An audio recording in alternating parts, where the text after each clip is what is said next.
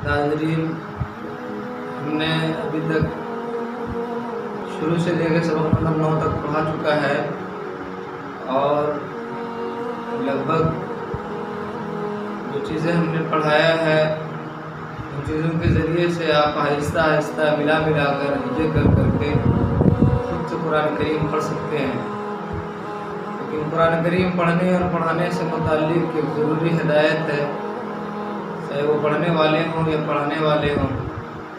और आप भी कल होकर के पढ़ाएंगे, अपने बच्चों को पढ़ाएंगे। आप अगर मेहनत करेंगे, किसी कारी की सुहबत में रहेंगे तो आपका कुरान और दुरुस्त हो जाएगा, तो आप न जाने कई बच्चों को पढ़ाएंगे। तो उसके मुताल्लिक़ बहुत ज़रूरी बात है कि कुरान पढ़ने और पढ़ने के दरमियान में दो तरह की गलतियाँ होती है। पहली गलती जो होती है लहन जली, जिसे लहन जली कहते हैं। लहन के माने गलती कहते हैं। लहन जली क्या है? तो ये बड़ी गलती होती है। तो गलती ऐसी होती है, इस गलती होने के बाद डायरेक्ट माना में तब्दीली पैदा हो जाती है, माना बदल जाता है। जैसे क्या है कि जो हरूफ जहाँ से निकलते हैं, जिस हरूफ को जहाँ से पढ़ने का है, जो मखरज जैसे अदा करने का है उसी तरीक़े से पढ़ेंगे, उसी तरीक़े से अदा करेंगे तो ठीक है।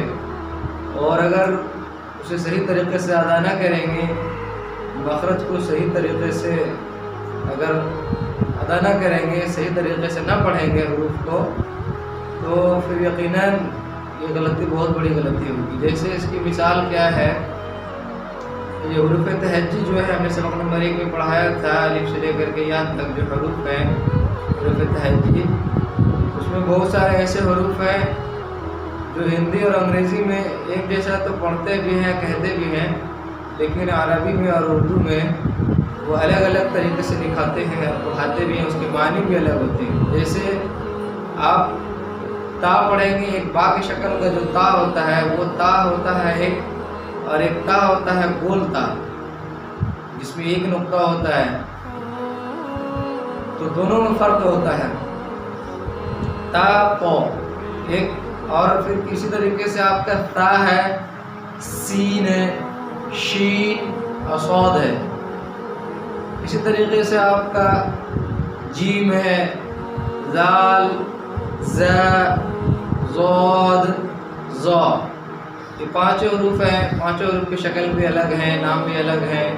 और ये जो पांच हरूफ किसी जुमलों में, किसी हरूफ में अगर आते हैं, किसी वर्ण अगर किसी जगह पर जुड़ करके आते हैं, तो उस पांचों के अलग अलग माने होते हैं जी। इसी तरीके से हा और हा है, जीम की शक्ल का जो हा है वो, और एक छोटी हा होता है जो अंग्रेज़ी में आर की शक्ल में होता है। और भी इसी तरीके से बहुत सारे हरूफ हैं। जैसे क्या है कि आइन है और हमज़ा है, क़ाफ है, छोटी काफ है, ये हो गए। आप आगे चलेंगे अगर लहन जली में, तो उसमें एक ये भी आता है ज़बर ज़ेर पेश, यानी हरकत। हमने सबक नंबर 3 में पढ़ा दिया है, ज़बर ज़ेर पेश को हरकत कहते हैं। ज़बर ज़ेर पेश को जल्दी पढ़ें, थोड़ा भी ना खींचे। अब अगर यहाँ पे ज़बर ज़ेर पेश को खींच देंगे हम, तो मानी गलत हो जाएगा। जो मतलब निकलना चाहिए मतलब नहीं निकलेगा। इसकी हम कुछ मिसाल भी देंगे। इसी तरीके से आपको हमने पढ़ाया था सबक नंबर 4 में हरूफ मद्दा। हरूफ मद्दा में क्या किया था? अलिफ मद्दा, या मद्दा, व मद्दा, तीनों की कुछ शराइत हैं खींचने के, कि अलिफ से पहले जब ज़बर होगा तभी अलिफ खींचेंगे, या साकिन से पहले ज़ेर होगा तभी या वो ज़ेर वाले हरफ को खींचेंगे, वाव साकिन से पहले पेश होगा तभी वो पेश वाले हरफ को खींचेंगे। साकिन किसको कहते हैं हमने सब तो बता दिया है, लेकिन फिर भी मैं आज उसे ज़हन नशी करने के लिए बता देता हूँ कि वो छोटा सा दाल रहता है किसी हरूफ के ऊपर में, जो छोटा सा दाल रहेगा उसी का नाम साकिन है। साकिन भी कहते हैं, सुकून भी कहते हैं, जज्ब भी कहते हैं। जिस हरफ पर साकिन जो सुकून निशान रहेगा साकिन का, तो सुकून वाले हाथ में कहेंगे। اور جس حرف پر سکون آتا ہے اس حرف سے پہلے جو بھی حروف ہو اس حروف کو اسی میں ملا دیتے ہیں، یعنی جس میں سکون رہتا ہے۔ واو پر ساکن ہے تو واو سے پہلے پیش رہے گا تو پیش والے حرف کو تو واو ساکن میں ملائیں گے، اور جب پیش والے حرف کو واو میں ملائیں واو ساکن میں ملائیں گے تو وہ ایک الف کے برابر کھنچائے گا، اس کا نام واو مدہ ہو جائے گا۔ اسی طریقے سے یا ساکن سے پہلے آپ کا زیر رہے گا تو زیر والے حرف کو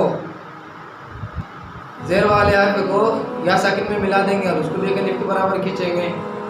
الف سے پہلے جو زبر رہے گا وہ زبر والا حرف رہے گا، اس زبر والے حرف کو الف میں ملا دیں گے۔ ایک چیز یہ ہو گئی۔ الف مدہ کے برابر کھڑا زبر آتا ہے، یا مدہ کے برابر کھڑی زیر آتا ہے، وہ مدہ کے برابر الٹا پیش آتا ہے۔ اسے بھی ان تینوں کو بھی ایک الف کے برابر کھینچ کر کے پڑھیں گے، ہم نے سب بتا چکا ہے پہلے۔ اور الف مدہ، یا مدہ، واو مدہ، کھڑا زبر، کھڑی زیر، الٹا پیش۔ کھڑا زبر کی شکل الگ ہے، کھڑی زیر کی بھی شکل الگ ہے، اور الٹا پیش کی بھی شکل الگ ہے، نام بھی الگ ہے، لیکن کام ایک جیسا ہے۔ تو ان تینوں کو بھی ایک الف کے برابر کھینچ کر کے پڑھیں گے۔ اگر کھینچنے میں کمی کریں گے، اپنے منمانی کریں گے اگر تو معنی پلٹ جائے گا۔ جیسے کیا ہے کہ اگر کوئی کہے، پہلے زبر کی مثال ہم دیتے ہیں۔ زبر کی مثال، زبر زیر پیش کو جلدی پڑھنے کا ہے، اگر آپ کھینچ دیں گے تو معنی پلٹ جائے گا۔ جیسے قلم، آپ کو کہے گا کالم تو یہ معنی پلٹ جائے گا، غلط ہو جائے گا، سننے میں خراب لگے گا۔ اسی طرح سے اور بھی بہت سارے ایسے چیزیں ہیں، جیسے مان کے چلیے عربی کے الفاظ اگر آپ لے لیتے ہیں، نعبدو، اس کے معنی ہوگا کہ ہم اللہ کی عبادت کرتے ہیں، اور اگر کھینچ دیں گے تو اس کے معنی ہو جائے گا ہم سب اللہ کی عبادت کرتے ہیں۔ دیکھیں کتنا معنی پلٹ گیا اس کا الٹا لے لیجئے، کھینچنے کا رہے گا، اگر نہیں کھینچیں گے تو اس کا بھی معنی پلٹ جائے گا۔ جہاں رہے گا کہ ہم سب اللہ کی عبادت کرتے ہیں، وہاں معنی نکل جائے گا ہم اللہ کی عبادت کرتے ہیں۔ تو ان چیزوں کا ہمیں خاص خیال رکھنا ہے۔ اسی کا نام لحن جلی ہے۔ زبر زیر پیش کو جلدی پڑھنا، حروف مدہ کو کھینچ کے پڑھنا، کھڑا زبر الٹا پیش کو بھی کھینچ کے پڑھنا۔ اگر اسے نہیں کھینچیں گے، حروف پہ صحیح ادائیگی اگر نہیں کریں گے تو لحن جلی ہو جائے گا۔ اور ایک ہوتا ہے لحن خفی، چھوٹی غلطی ہوتی ہے جو اتنا معنی نہیں رکھتا ہے، لیکن پھر بھی اس غلطی سے بچنا چاہیے۔ غلطی ہوتی ہے، جو چھوٹی غلطی ہے، بڑی غلطی ہوتی ہے۔ لحن خفی کیا ہے؟ تو لحن خفی کیا ہے؟ تو تنوین نون ساکن کے قاعدے ہوتے ہیں، میم ساکن کے قاعدے ہوتے ہیں، مد کے قاعدے ہوتے ہیں، ٹھہرنے کے قاعدے ہوتے ہیں، لفظ اللہ کے قاعدے ہوتے ہیں، را کے قاعدے ہوتے ہیں، خلق اللہ کے قاعدے ہوتے ہیں، اور بھی طرح کے قواعد ہوتے ہیں۔ ان تمام قواعد کو اگر چھوڑ چھاڑ کر کے ہم پڑھیں گے تو یہ لحن خفی ہو جائے گا۔ قرآن جو مزہ آتا ہے پڑھنے میں اور سننے میں، وہ تمام قواعد ہی سے آتا ہے۔ آپ اگر کسی بھی قرآ کی تلاوت سنیں گے، کسی بھی قاری کی تلاوت اگر سنیں گے تو آپ ان کا سنیں گے اگر، تو وہ ان حرفوں کے ساتھ پڑھنے ہی پر ان کی تلاوت سننے میں مزہ آتا ہے، ویسے مزہ نہیں آتا ہے۔ ٹھیک ہے، تو آپ کو امید ہے انشاءاللہ کہ آپ سے آپ کی خدمت میں لحن جلی اور لحن خفی کے بارے میں، لحن جلی تو ہم نے مکمل طور سے پڑھا ہی دیا ہے، لحن خفی بچا ہوا ہے۔ لحن خفی بچنے کے لیے، کہ لحن خفی سے بچنے کے لیے کیا کیا چیزیں ہیں اور کیسے پڑھنا ہے، اسے بہت جلدی آپ کی خدمت میں پیش کریں گے انشاءاللہ۔ آج سے ہم شروع کریں گے کہ آپ کی خدمت میں لحن خفی سے بچنے کے لیے آہستہ سارے قواعد اب تک پہنچایا جائے۔ اور ہم آپ سے گزارش کریں گے کہ آپ جو ہیں، مطلب اگر آپ کے کانٹیکٹ میں جو لوگ قرآن پڑھنے نہیں جانتے ہیں یا جن کو قرآن سیکھنے کی خواہش ہے، تو ان تک ہمارے ویڈیو کو پہنچانے کی کوشش کریں۔ اگر آپ کے پاس گروپ ہے تو اس گروپ میں بھی ہمارے ویڈیو کو شیئر کریں۔ ممکن ہے کہ اس گروپ میں بہت سارے ایسے لوگ ہوں گے جن کو قرآن پڑھنے نہیں آتا ہوگا، اور آپ کو شیئر کرنے کی وجہ سے کچھ قرآن پڑھنے کو سیکھ جائے گا، جس کا اجر آپ کو بھی ملے گا۔ اس لیے کہ ویڈیو بنانے کا مقصد ہی ہمارا یہی ہے کہ ہمارے ویڈیو کے ذریعے سے، چھوٹے سبق کے ذریعے سے ان تمام لوگوں تک کے مطلب ایک پیغام پہنچ جائے اور قرآن سیکھنے کا موقع مل جائے، جو قرآن ابھی تک سیکھے نہیں ہے، قرآن پڑھنے نہیں جانتے تھے۔ اور آہستہ انشاءاللہ تعالی ہم اردو بھی پڑھنے کے لیے سکھائیں گے، बाकायदा उर्दू लिखने के लिए भी सिखाएंगे इंशाल्लाह। और इसी तरीके से बहुत सारे जुमले आते हैं, जैसे इस, उस, इन लोग, उन लोग कैसे पढ़ेंगे, है, हैं कैसे अदा होगा, इन चीज़ों के बारे में आप खिदमत में पेश किया जाएगा।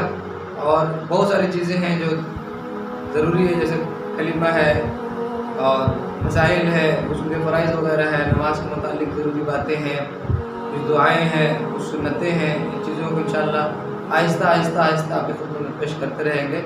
आप हमारे साथ जुड़े रहें। अगर हमारे चैनल पर नए हैं हमारे चैनल को सब्सक्राइब करें, वीडियो अच्छी लगे तो लाइक कर दिया करें और कमेंट करके हमारे हौसला का अफजाई किया करें, ताकि हम आगे वीडियो बनाने के लिए तैयार रह सकें और हमारे हौसले बुलंद हों।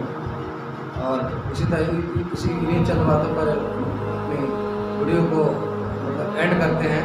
अस्सलामु अलैकुम वरहमतुल्लाहि वबरकातुहू।